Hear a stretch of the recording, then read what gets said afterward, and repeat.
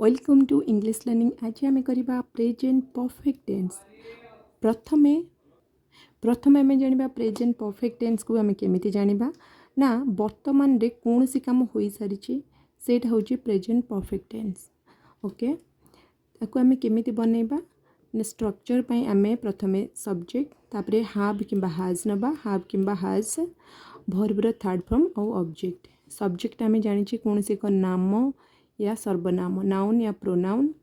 हाव आउ हाज भितर गोटे नबा जमीती कि हाज लगे ही सी इट आउ सिंगुलर नाउन मतलब गोटे व्यक्ति पाखरे लगे he she it and singular noun को छाड़देले बाकी सब जगह आम हाव्र यूज करवा। तापर आसला verb third form. Verb third form हूँ जमी डू डू हूँ फर्स्ट फॉर्म, डिड हूँ सेकेंड फॉर्म मतलब पास्ट फॉर्म, डू हूँ first form present form past form and past participle form. ये जो पास्ट पार्टिसिपल फॉर्म सब हूँ आमर verb third form, first form second form third form. तो भर्बर थर्ड फॉर्म ही आम ए यूज करवा।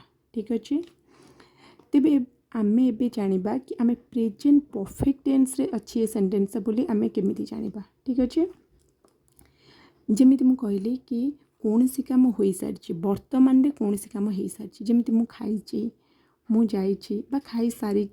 ठीक अच्छे, से आसी यही सब सेंटेंस रे आम प्रेजेंट परफेक्ट टेंस रो यूज करवा। चलतु ट्रांसलेट करवा। एबे जमीती मु तुमर काम कर सारी। ठीक अच्छे, ये कौन हो ना कामटा हो सारी। ठीक अच्छे, आम जो कथा कहला बेले आम केमी कहू मु देइछि से जाइछि मु खाइछि यही सब जिनस जो आम ओडिया कहू ताकू आम इंग्लिश रे ट्रांसलेट करवा। जमीती मु तुमर काम कर सारी माने कामटा वर्तमान रे हो सारी।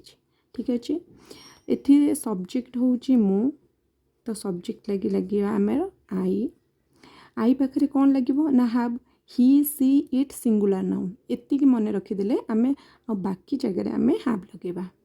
आई पाखे लगे हाव आई हाव मु करी सारी मु करी सारी। ठीक अच्छे, करवा इंग्लिश हूँ डू डू रो थर्ड फॉर्म हम डू डिड डन। डू रो थर्ड फॉर्म हूँ डन तो आई हाव डन माने मु करी सारी। खाली जदि तब मु करी सारी तो आम सेटा करवा आई हाव डन। कौन करी सारी ना तुमर काम आई हाव डन तुमर काम यहाँ हूँ ऑब्जेक्ट। ठीक अच्छे, यहाँ है सब्जेक्ट यहाँ है वर्ब हाज आउ हाब्रु गोटे लगेबा तापर आईगला ऑब्जेक्ट कौन करी सारी ना तुमर काम तुमर योर वर्क।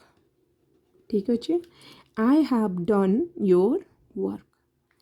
नेक्स्ट मु खाई सारी बा खाई। ठीक अच्छे, खाइबा कामटा हो सारी मु खाई सारी कौन हम ना आई पाखे आम लगाओ हाव आई हाव इट रो थर्ड फॉर्म हूँ इटेन इट एट इटेन तो आई हाव इटेन मु खाई सारी आई हाव इटेन।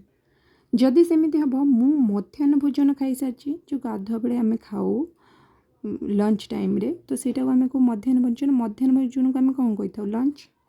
मु खाई सारी आम करदे आई हाव इटेन मु कौन खाई सारी ना मध्याह्न भोजन लंच। एटा कौन हम ना आई हाव। ठीक है, आई हाव खाई सारी ये हम हार्ड। देख हाव को हाव माने भी आम खाइबा अर्थ रे यूज करि थाउ। ठीक अच्छे, हाव को आम खाइबा अर्थ रे भी हाव को आम खाइबा अर्थ रे भी यूज करि थाउ। तो इठी हम I have hard I have hard माने मु खाई सारी आई हाव हार्ड मध्याह्न तो हम I have had lunch I have had lunch. ठीक अच्छे, मु मध्याह्न भोजन खाई सारी। नेक्स्ट करवा। नेक्स्ट से बजार जाइछि से जाइछि। ठीक अच्छे, से बजार जाइछि से जाइछि प्रथम करवा से माने आम ही लगे परिबा बा सी भी लगे परिबा। से जाइछि ही सी इट आउ सिंगुलर नाउन पाखे आम हाज जेहेतु लगेबा तो ही पाखे आम हाज लगेबा ହି ହାଜ୍ ଯିବା ଇଂଲିଶ ହେଉଛି ଗୋ ଗୋର ଥାର୍ଡ଼ ଫର୍ମ ହେଉଛି gun go went gun he has gun ସେ ଯାଇଛି ହି ହାଜ୍ ଗନ୍ କୁଆଡ଼େ ଯାଇଛି ନା ବଜାର ଯାଇଛି ବଜାର ହେଉଛି ଗୋଟେ ଅବଜେକ୍ଟ ତ he has gun to the market କେଉଁଠି ଯାଇଛି ନା ମାର୍କେଟ ଯାଇଛି he has gun to the market ଠିକ୍ ଅଛି ନେକ୍ସଟ ଏହା ଭାଙ୍ଗି ଯାଇଛି ଏହା ଇଟ୍ କୌଣସି ଗୋଟେ ଜିନିଷ ଭାଙ୍ଗି ଯାଇଛି ତା ପାଇଁ ଆମେ ଇଟ୍ର ୟୁଜ୍ କରିଥାଉ ନିର୍ଜୀବ ଜିନିଷ ପାଖରେ ତ ଏହା ଲାଗି ଆମେ ଲଗେଇବା ଇଟ୍ ହି ସି ଇଟ୍ ପାଖରେ ଆମେ ଲଗେଇବା ହାଜ୍ ତ ଇଟ୍ ହାଜ୍ ଭାଙ୍ଗିବା ଇଂଲିଶ ହେଉଛି ବ୍ରେକ୍ ବ୍ରେକ୍ର ଥାର୍ଡ଼ ଫର୍ମ ହେବ ବ୍ରୋକେନ୍ ଠିକ୍ ଅଛି ଇଟ୍ has broken eat has broken ଏହା ଭାଙ୍ଗି ଯାଇଛି ନେକ୍ସଟ ତୁମେ ଖେଳି ସାରିଛ ବା ତୁମେ ଖେଳିଛ ଖେଳିଛ ମାନେ ତୁମେ ଖେଳି ସାରିଛ ତୁମେ ଖେଳି ସାରିଛ ତୁମେ ହେଉଛି ୟୁ ପାଖରେ ଆମେ ହ୍ୟାଭ୍ ଲଗେଇବା ୟୁ ହ୍ୟାଭ୍ ଖେଳିବା ଇଂଲିଶ ହେଉଛି ପ୍ଲେ ତାର ଥାର୍ଡ଼ ଫର୍ମ ହେଇଯିବ ପ୍ଲେଡ୍ ଠିକ୍ ଅଛି ୟୁ ହ୍ୟାଭ୍ ପ୍ଲେଡ୍ ତୁମେ ଖେଳି ସାରିଛ ୟୁ ହ୍ୟାଭ୍ ପ୍ଲେଡ୍ ଯଦି ହେବ ଆମେ ଫୁଟବଲ୍ ଖେଳି ସାରିଛୁ ତାହେଲେ କ'ଣ ହେବ ଆମେ ହେଉଛି ୱି ପାଖରେ ହ୍ୟାଭ୍ ଲଗେଇବା ୱି ହ୍ୟାଭ୍ ପ୍ଲେଡ୍ ଆମେ ଖେଳି ସାରିଛୁ କ'ଣ ହେବ ନା ୱି ହ୍ୟାଭ୍ ପ୍ଲେଡ୍ ଆମେ ଖେଳି ସାରିଛୁ କ'ଣ ଖେଳି ସାରିଛୁ ଫୁଟବଲ୍ ସେଟା ହେଉଛି object we have played football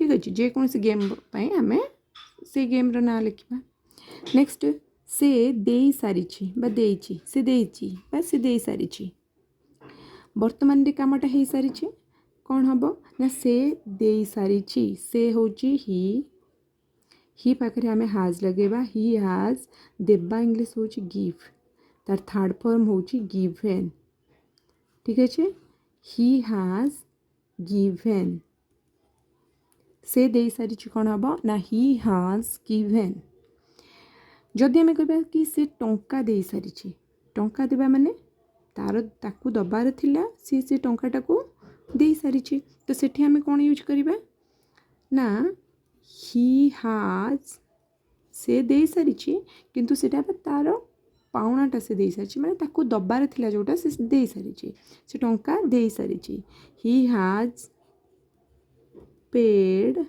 the money ଏଠି ମାନେ ଯାହାକୁ କିଛି ଦେବାର ଥିଲା ତ ସେଇଟାକୁ ସେ ଦେଇ ସାରିଛି ସେଠି ଆମେ ପେଡ୍ ଲଗାଉ ଠିକ୍ ଅଛି ପେର ଥାର୍ଡ଼ ଫର୍ମ ହେଉଛି paid he has paid the money next ଆମେ ପଢ଼ି ସାରିଛୁ ପଢ଼ିବା କାମଟା ହେଇସାରିଛି ତ ଆମେ ହେଲା ୱି ପାଖରେ ଆମେ ଲଗେଇବା ହ୍ୟାଭ୍ ୱି ହ୍ୟାଭ୍ ରିଡ଼୍ର ଥାର୍ଡ଼ ଫର୍ମ ବି ରିଡ଼୍ ଠିକ୍ ଅଛି ରିଡ଼୍ ସ୍ପେଲିଂ ବହି ସେଇ ରହିବ ରିଡ଼୍ ୱି ହ୍ୟାଭ୍ ରିଡ଼୍ ଆମେ ପଢ଼ି ସାରିଛୁ ୱି ହ୍ୟାଭ୍ ରିଡ଼୍ ଯଦି ହେବ ଆମେ ବହି ପଢ଼ି ସାରିଛୁ ଆମେ ପଢ଼ି ସାରିଛୁ ତ ଜଣାପଡ଼ିଗଲା ଯଦି ଥିବ ଆମେ ବହି ପଢ଼ି ସାରିଛୁ ଆମେ ଷ୍ଟୋରି ବୁକ୍ ପଢ଼ି ସାରିଛୁ ତ ସେଥିରେ ଆମେ ଅବଜେକ୍ଟ କିଛି ବି ଲଗେଇ ପାରିବା ଆମେ ବହି ପଢ଼ି ସାରିଛୁ we have read the book we have read the book ଆମେ ବହି ପଢ଼ି ସାରିଛୁ ନେକ୍ସଟ ସେମାନେ ସ୍କୁଲ ଯାଇଛନ୍ତି ଏବେ ସେମାନେ ସ୍କୁଲ ଯାଇଛନ୍ତି ଠିକ୍ ଅଛି ସ୍କୁଲ ଯାଇଛନ୍ତି ସେମାନେ ସ୍କୁଲ ଯାଇଛନ୍ତି ଯାଇକି ଆସିଛନ୍ତି ବୋଲି କିଛି ଲେଖା ହେଇନି କିନ୍ତୁ ଯିବା କାମଟା ହେଇଛି ଏଠି ଯେଉଁ ଯାଇଛନ୍ତି ଯିବା କାମଟା ହେଇଛି ତ ସେମାନେ ସ୍କୁଲ ଯାଇଛନ୍ତି ସେମାନେ ଦେ ହ୍ୟାଭ୍ ଯାଇଛନ୍ତି ଗନ୍ ଦେ ହ୍ୟାଭ୍ ଗନ୍ ଗୋର ଥାର୍ଡ଼ ଫର୍ମ ହେଉଛି ଗନ୍ ସେମାନେ ଯାଇଛନ୍ତି କେଉଁଠିକି ନା ସ୍କୁଲ ଯାଇଛନ୍ତି ତ they have gone to school they have gone to school ସେମାନେ ସ୍କୁଲ ଯାଇଛନ୍ତି ନେକ୍ସଟ ରାମା ରୋଷେଇ କରିଛି କିଏ ରୋଷେଇ କରିଛି ଏମିତି କ୍ୱେଶ୍ଚନ୍ କିଏ ରୋଷେଇ କରିଛି ନା ରାମା ରୋଷେଇ କରିଛି। ସେମିତି ସେଣ୍ଟେନ୍ସ ଆମେ କ'ଣ ଲେଖିବା, ରାମା, ଇଏ ହେଉଛି ସିଙ୍ଗୁଲାର ନାଉନ୍, ଜଣଙ୍କ ନାମ, ଦୁଇ ଜଣ ତ ନାହାନ୍ତି, ରାମା ଜଣେ, ତ Rama has cooked, Rama has cooked, Rama ରୋଷେଇ କରିଛି।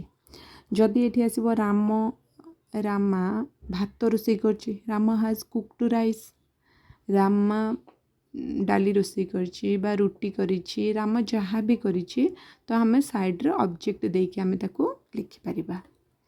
ନେକ୍ସଟ, ମୁଁ କହିସାରିଛି, ଏମିତି ମୁଁ କହିସାରିଛି ବା ମୁଁ ଆଗରୁ କହିସାରିଛି।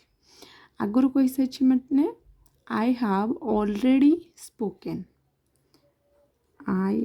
ମୁଁ କହିସାରିଛି, ଆଗରୁ କହିସାରିଛି, ତେଣୁ ହେବ ଆଇ ପାଖରେ ଆମେ ହାଭ୍ ଲଗେଇବା। ଆଇ ହାଭ୍ ଆଗରୁ ମାନେ already, I have already spoken, ମୁଁ ଆଗରୁ କହିସାରିଛି। କହିବା ହେଉଛି ସ୍ପିକ୍, ସ୍ପିକ୍ର ଥାର୍ଡ଼ ଫର୍ମ ହେବ ସ୍ପୋକେନ୍। ଠିକ୍ ଅଛି, ଏଇଭଳି ସେଣ୍ଟେନ୍ସକୁ ଆମେ ପ୍ରଥମେ ମନରେ ଭାବିବା କି ଆମେ କ'ଣ କହୁଛୁ, ଏଇଟା ହେଇଛି, ସେତେବେଳେ ଆମେ ପ୍ରେଜେଣ୍ଟ ପରଫେକ୍ଟର ୟୁଜ୍ କରିବା। ଓକେ।